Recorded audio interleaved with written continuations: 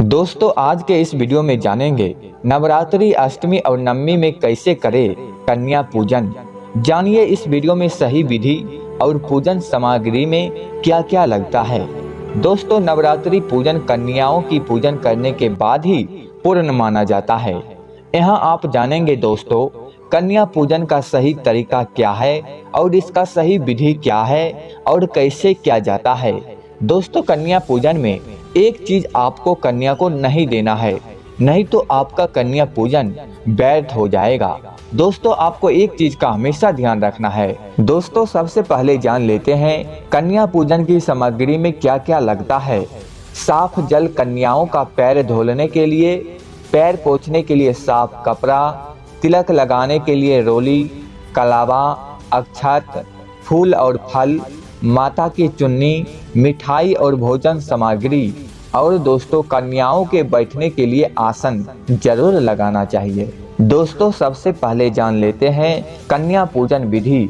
सुबह जल्दी उठकर स्नान कर भगवान गणेश और माँ महागौरी की पूजा करें। इसके बाद 2 से लेकर 10 साल तक की कन्याओं को भोजन के लिए आमंत्रित करें। साथ में एक छोटे लड़के को भी बुलाए।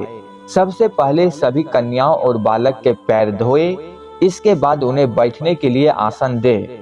फिर उनके माथे पर कुमकुम और अक्षत का टीका लगाए।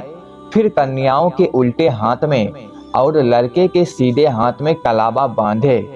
फिर सभी की आरती उतारे। फिर कन्याओं को भोजन कराए। इस भोजन में पूरी, चना और हलवा जरूर शामिल करें।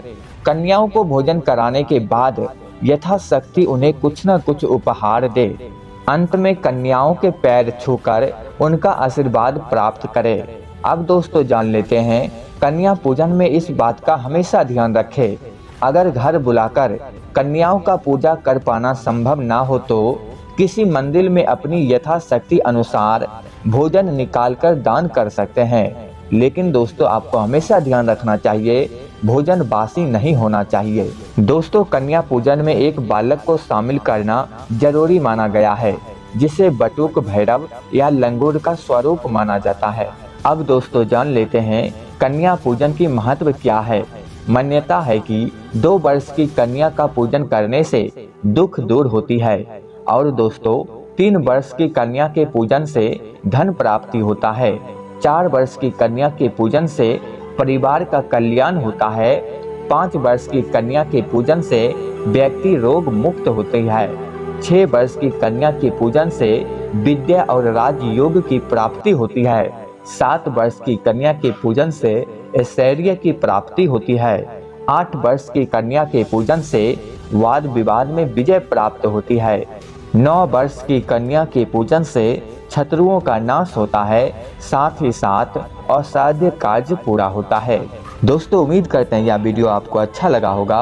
हमेशा रहस्य भरी वीडियो देखने के लिए आप मेरे चैनल को सब्सक्राइब जरूर कीजिएगा।